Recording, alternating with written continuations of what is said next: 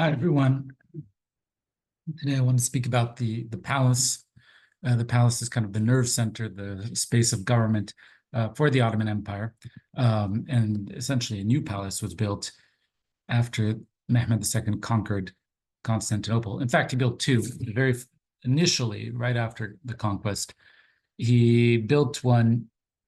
He built a palace, but it was ultimately deemed that it wasn't fit for the dynasty. It wasn't special enough, grand enough for for um, for the Ottomans, who had just conquered the most important city in the world in their mind. And so they needed to start a new palace. So that old palace, I don't even remember, became the space where the women folk of the dynasty and old concubines and queen mothers retired to. And a new palace over here called Topkapı Sarayı was finished in 1478 and, of course, constantly expanded and developed over time. Topkapı means the Cannon Gate Palace. The actual Topkapı is over here, but one of the reasons why it was called that, if I remember correctly, was another Cannon Gate by which it was close to. Now, you can actually see already in 1483, I believe, early 1480s, in this depiction of Istanbul, visual depiction of Istanbul, the palace is already kind of shown here, kind of surrounded by walls, and within it there's a palace area. There's also gardens.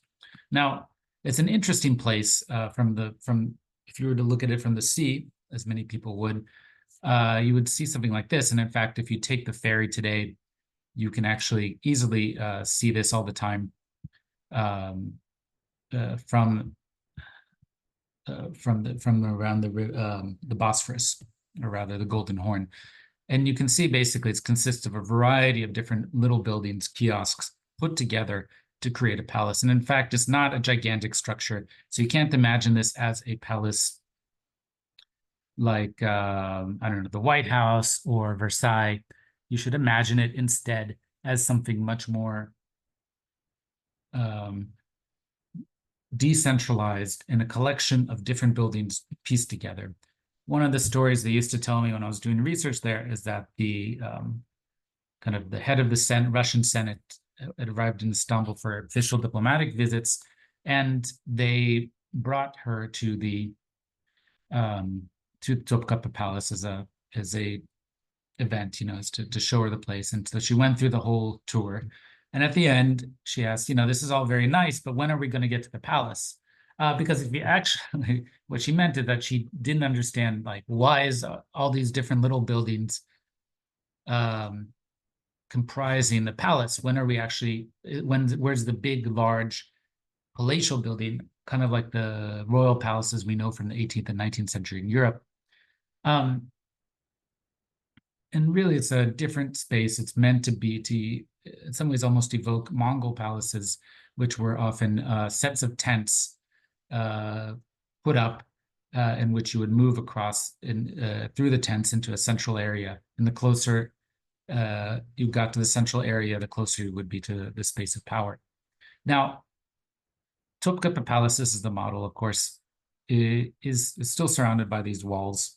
And it's split into four courtyards, as we'll see. It's actually, essentially, it's so big that it was a small city, probably 10,000, at least a few thousand, up to 10,000 people were living there in helping run it. So don't imagine it's just a place where the family and the few servants live, but imagine it's a small city that basically does everything. It has kitchens, it has stables, it has multiple palaces and kiosks, and it has hunting grounds and large gardens, etc. And it's right on the tip, so it oversees everything. Now, there's three courtyards. The first, you would enter through this giant gate, as I'll show you in a second. That's the first courtyard. Then you would enter into this piece here. That's the second courtyard. And then the third courtyard, which would be only available to the Sultan and his coterie, is here. And then the harem, which is where the immediate family of the Sultan, so his mother, his chief concubine, and the other concubines and servants, who were all eunuchs or slaves, were living in the harem, and no one was allowed in here except for the sultan and his kind of immediate direct family. So each courtyard is more exclusive than the last. It operates by selection. So at each gate, you have to kind of present yourself. So anyone could get into this courtyard and try to make a petition to the sultan, as we'll see. If you got past it, then you could go into this area, present your petition. No one got past this area unless they were part of the government and very close to the sultan. If the sultan ever had to meet anyone from the outside world, he would meet it here. And no one wasn't part of the immediate family member could enter the harem. You can actually see that the courtyards are a bit, it's not symmetrical. It kind of goes at a different angle each time. You can see what it looks like without a model. This is the space between the first and second courtyards. There's a gigantic gate here, and then there's another one here. This is the first gate. You can see there's this amazing monumental calligraphy done in gold. Up to here, anyone could come and try to petition to be seen by the government, and many people did, because this is also the imperial divan, the kind of chamber of council. It was where if you wanted to appeal a court ruling, you could come there, or if you wanted to, denounce someone or say, the world's unjust and I need help for my problems, you could try to come there. Once you entered, to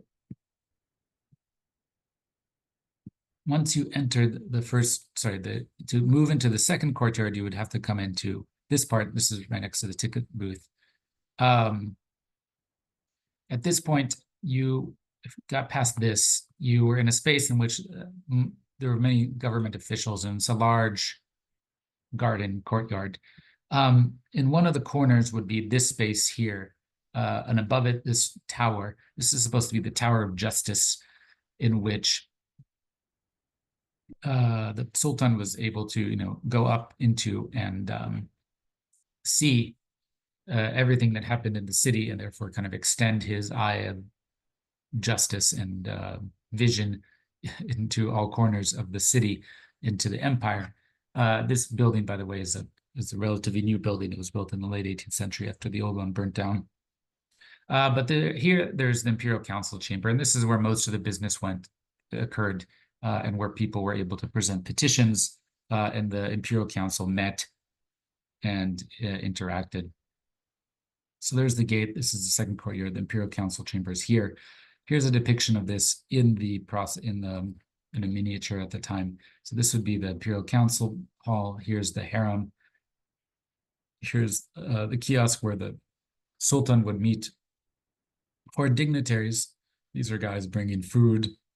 These are janissaries keeping order. And what you have here, where's the Sultan? He's up here in the corner. Now, what does that mean? That means he is actually looking out from behind this grilled window.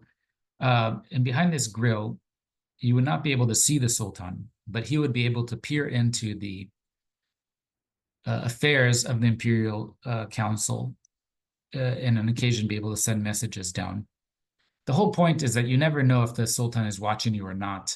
But in no moment would anyone actually be able to interact with the Sultan. The Sultan is supposed to be a disembodied presence that ensures justice in the world, but doesn't directly intervene in it, kind of like God. And I think that's the kind of idea to some degree. He's the shadow of God on earth. So he's not, at this point, by the 1500s, personally involved in every decision made. The Imperial Council kind of filters through this stuff. But he had the possibility of sitting in this room and watching over the proceedings, and you can kind of see that here. So he has two attendants, and he's in this room overseeing what's going on. In the Imperial Council chamber, there would be a variety of people, as we'll see. And then this is where they would also meet visiting dignitaries, like these European diplomats who painted the scene here. You can even see there's some women milling about. And this is also where they would eat and engage with it, all business. This is where they would discuss everything from the affairs of the empire, what to do, how to send out orders, how they should respond to wars, diplomacy, everything like that, how the taxes, all this stuff was debated here. And we can see in these two pieces, again, the process in which the Sultan here is overseeing the events, but not directly depicted. And he's supposed to be behind a grill, but in this case, he's shown a bit more fully. And here's the different members of the Imperial Council. This is a person reading out an order, presenting a petition that was sent to the council. What's interesting about this piece is that it's sort of tripartite division. This is actually a book about the creation of a book. And in fact, one of your podcasts talks about this. So this is here, the artisans are making a very fancy illustrated copy, and you have the different people involved, the people who do the calligraphy and the art, etc., and they're discussing what should they depict and how. And here they're depicting the process of presenting the book or having the order made for the book to the Imperial Council. Now, the people in the Imperial Council themselves, sorry, let me go back.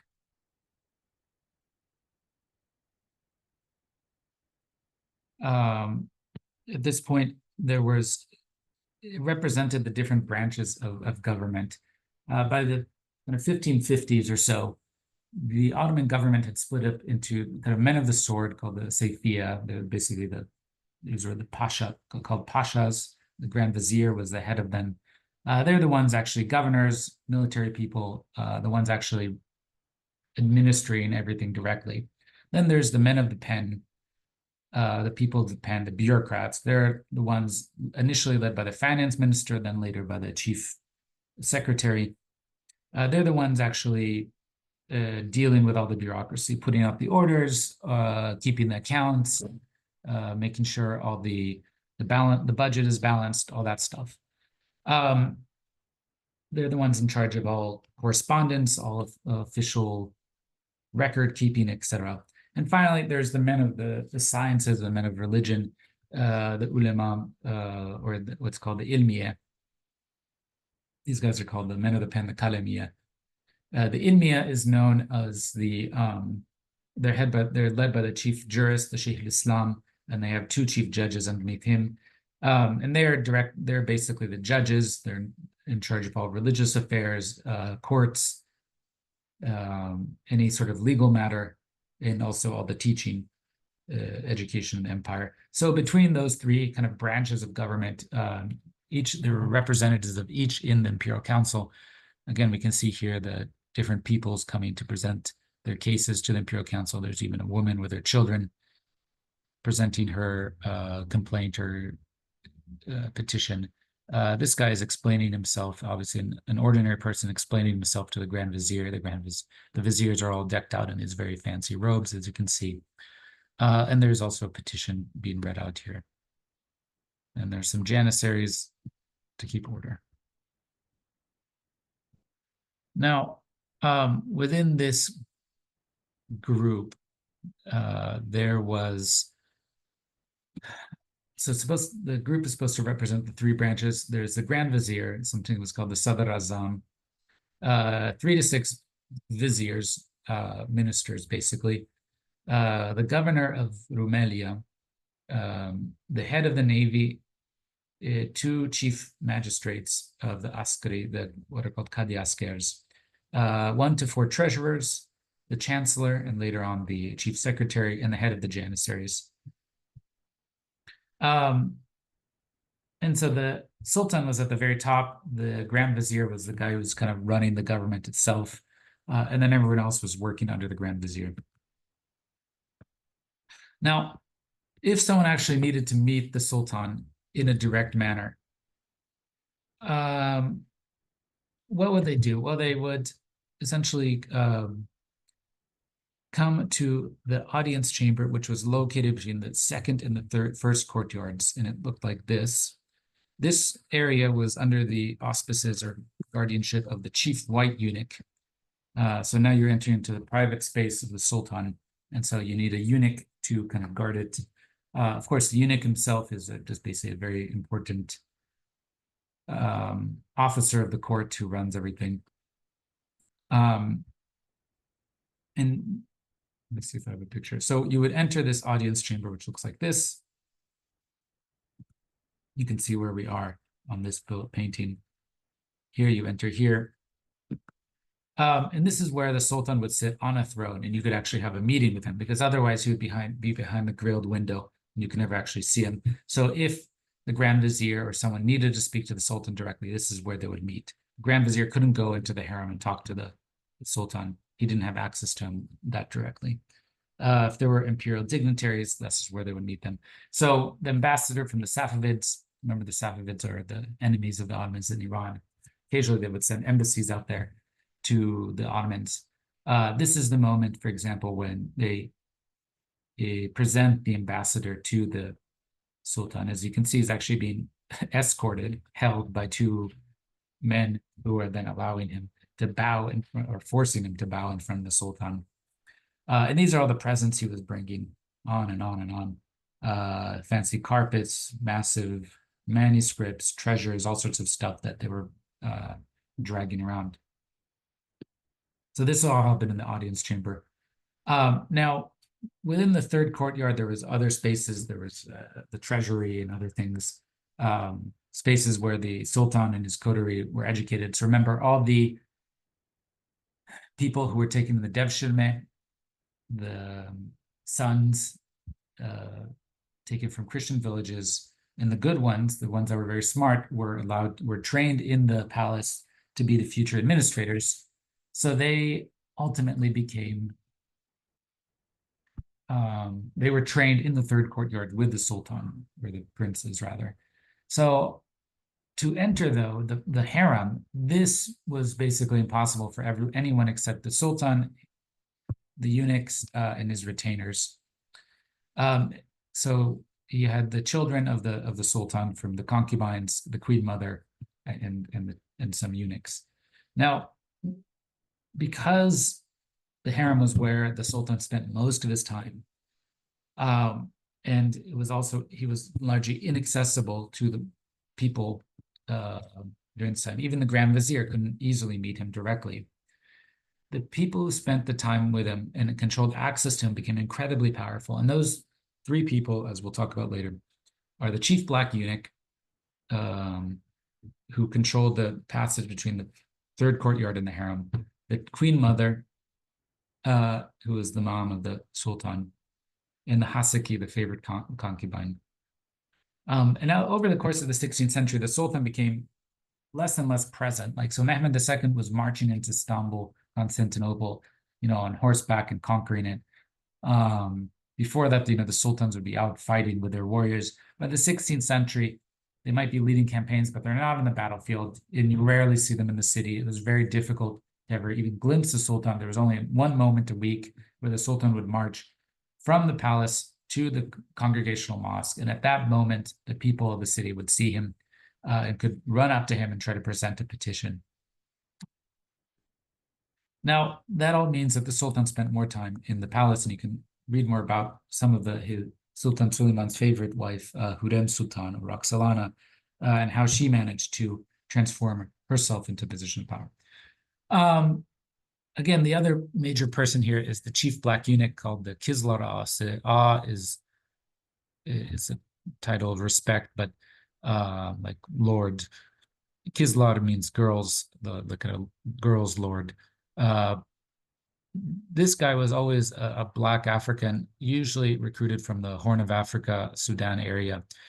As children, slaves would be taken from there. In Egypt, they would probably be castrated. Those who survived would become eunuchs and then sold on to the palaces or different households, and then basically be in charge of running the household of a major powerful figure, or sold into the imperial harem, and then there would be at least 30 to 40 black eunuchs. And the chief black eunuch became the most powerful person in the palace. Over time, they had a sort of retirement policy, and when they reached a certain age, usually in their 60s or early 70s, they would retire, and then they would go off to Egypt to live out the rest of their years. We can see here in this painting, and one of the podcasts talks about this painting. Here's, I believe, Sultan Osman II, also known as Genç Osman the Young, because he has no beard. He came to the throne very young. But if we look at just the visual hierarchy here, who is the highest person, at least by turban height? And after the Sultan, it's the chief black eunuch. And so here's the chief white eunuchs, the eunuchs, and the chief black eunuchs. Well, there's more black eunuchs. You can see, actually, if you were to zoom in, each of them is sort of rendered with specific individual characteristics. There's less white eunuchs. They're kind of at a lower state, etc. This is the sword bearer and other people who accompany the Sultan. But what we would see here is a kind of hierarchy of eunuchs, and in this case, the chief black eunuch is on top. The white eunuchs were taken from, again, we're taking as slaves, castrated. The slave, they usually came from Russia, Caucasus area. On occasion, also, the Sultan would go on campaign. At that point, the entire court and palace would sort of shift into not nomadic mode, but kind of would be on the go. And so they would bring the entire court basically with them on campaign. And instead of having buildings, they would have these very elaborate tents, some of which survive to this day. And you can see them in European museums because they were captured when the Ottomans lost a battle. In this case, you would have, again, a throne tent, a different tent for the Sultan, etc. Also, on occasion, we would go hunting and so forth. And on these points, all the archives, everything that the government needed to run would be brought along. And this wasn't unique to the Ottomans, the Mughals, everyone kind of did it at the time. And in fact, there were many nomadic empires, like the Mongols, who just kind of kept running a bureaucracy while on the move. This one is a picture of a sultan kind of reading and inspecting his library. Here are dwarves that would kind of be used for entertainment in the court. And here again is another, I believe, another ambassador being presented to the sultan, this time bringing all sorts of hawks and so forth to his presence. So that gives you an overview of the palace. Again, it's the nerve center of the empire. It's the space in which all governance occurs, but it's also where the sultan is living, and how in this very structure changes is the nature of the high Ottoman Empire, basically between 1480 to 1850, when they switch over to a European palace. Until next time.